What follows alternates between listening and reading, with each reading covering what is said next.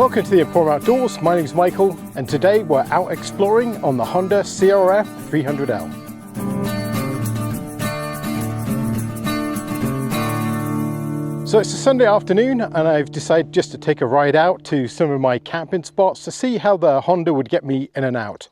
Today's a pretty nice day. We're in late May, and the weather's great, everything's dry, so we had no real problems getting in. So this is my Honda CRF300L, and it's a 2024 model. I've made a couple of different upgrades to it. So I changed out the handguards, also put on these Zeta mounts, so I don't have to actually tie these back to the bars. This is a much better way to mount them. I've got the double take mirrors.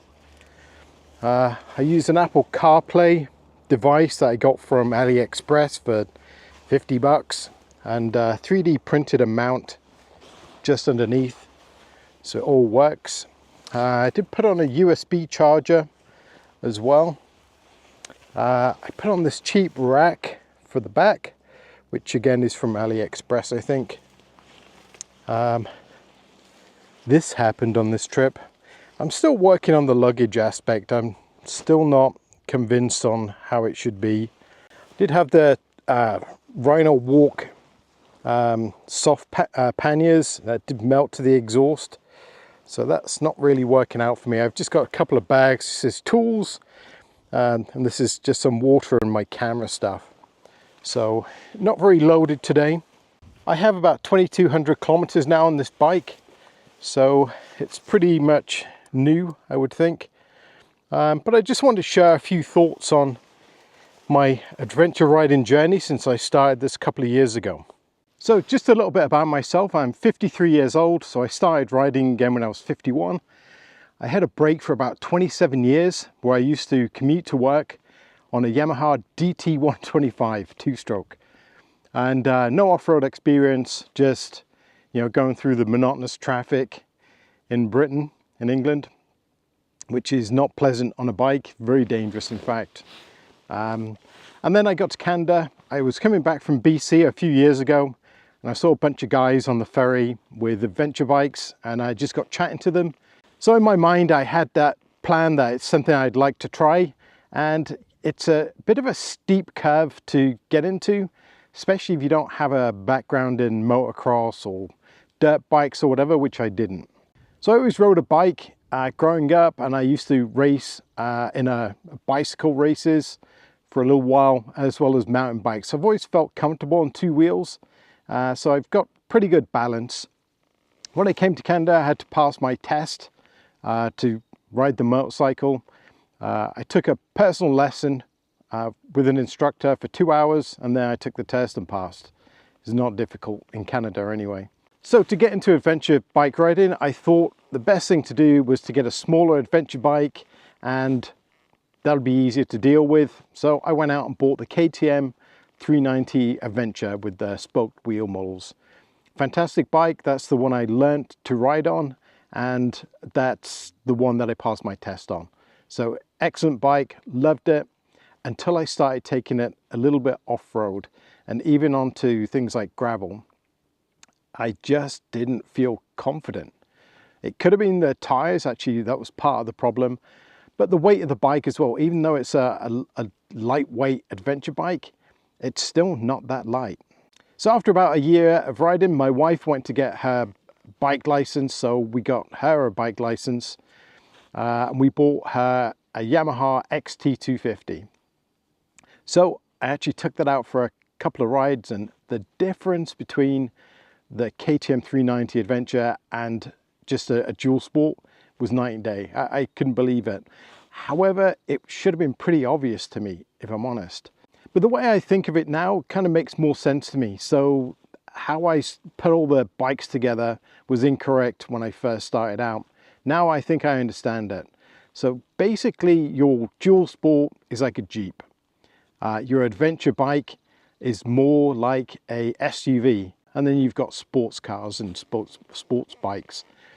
If you get into dirt bikes, that's more like the custom rock crawling Jeeps, etc. But that's how it seems to break down in my mind and seems to make sense. So taking a dual sport off-road onto gravel is so much more confidence inspiring. It's a lot more fun.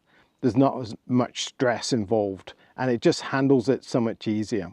So Jeep is a lot more of a stable platform off-road. It gives you a lot more latitude to make errors and correct them.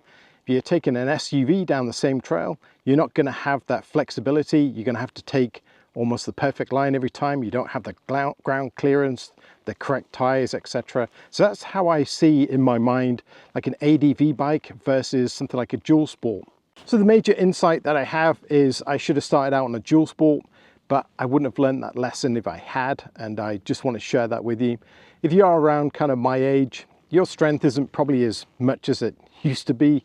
I'm still pretty fit and strong, but I'm not like I was in my 20s. And picking up a dual sport, if you drop it, is a much easier thing to do than picking up even my KTM 390. I could do it, but when that thing was loaded with a few luggage items, it got heavier. So this one's a lot easier to deal with as an older person. The downside of the dual sport is it's not as comfortable or capable on road. I can get maybe 120 kilometers an hour out of the bike, whereas the KTM I could probably get like 130, maybe somewhere around there, but it just handled the roads a lot better than the dual sport. But because most of the stuff I want to do is pretty local to me and it's mainly gravel road and dirt road, the dual sport actually works a lot better for me here. I've spent months and months doing research on riding skills. I've watched almost every video out there on how to deal with different things, and there's a few things that I've learnt. Riding on gravel, being slow doesn't necessarily help you out. You would think slower is safer, but you need a certain amount of speed in order for the bike to carry itself forward. And almost think of it like a physics problem where the wheels are gyroscopes, and the faster the wheels turn, the more stability on the bike. The trick is to ride the bike is to just grab it with your knees, or if you prefer to stand up, I typically ride sitting down. I grab it with my knees, loose grip on the handlebars, and don't make any sudden changes. I've learned to use the foot pegs to direct the bike which way I want to go on gravel rather than put an input necessarily into the handlebars. I find that works really well for me. And one of the number one things is only look where you want to go. Don't look off into different places. The bike will want to follow where your eyes look. Obviously look around, be mindful of your surroundings, but keep an eye on where you're going, look ahead, scan the foreground for things you may have missed. But you want to keep your head up, look where you're going, and the bike will naturally follow where you want to go. Another downside to this particular dual sport is the seat isn't particularly comfortable. I found the 390 Adventure actually way more comfortable.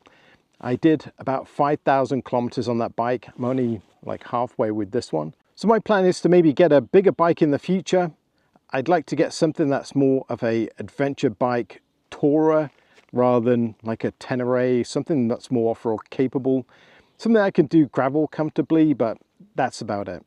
I think that's where I'm leaning towards. I'm just going to keep the dual sport for doing those routes that are more technical and build up my skills. It's going to take many years for me to be decent, I think, on dirt tracks, single track, etc. But I'll keep plugging away at it. But it'd be nice to be able to jump on a bigger bike, then head over to BC or Montana and really get those miles out of the way. The fuel tank on this particular bike is very small. It's not the rally version, which does have more capacity. So it's not ideal for doing longer distances without obviously carrying fuel as well. As for gear, I have the KTM Adventure jacket and pants. I'll put all the details on screen. I've been very, very happy with the setup. They are incredibly expensive if you go into things like the climb products. This one I think is made by Alpine Star for KTM, and I've been really, really happy with it. It has some really nice features. In the back here, it has a rain cover for when it does rain. The jacket, etc. is all waterproof, but that extra rain jacket is going to really help and take the wind off as well and stop that driving rain getting into your suit. I just have a cheaper helmet, which works out fine, and some gloves, and I spent the money on some decent boots. These are the KTM adventure boots as well, and I think they're also made by Alpine Star. Couldn't be happier. They're very, very comfortable, but yet they're very rigid. They're not quite a MX boot, but they're somewhere between an adventure boot and an MX boot.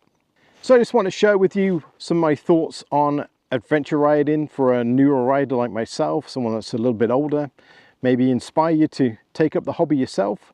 It's been very rewarding for me. I love being out in the countryside. This bike has been a real game changer for me.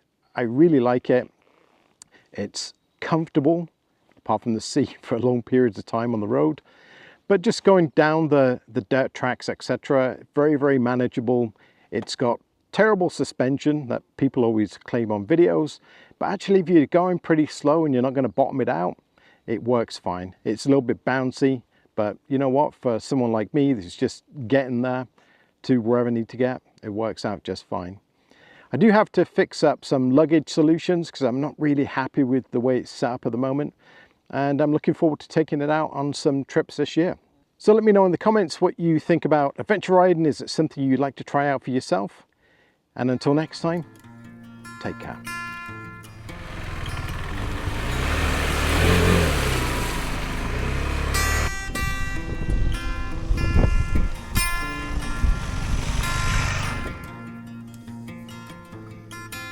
And as always, thank you very much for watching. If you like my videos, leave me a comment, maybe a thumbs up, and don't forget to subscribe.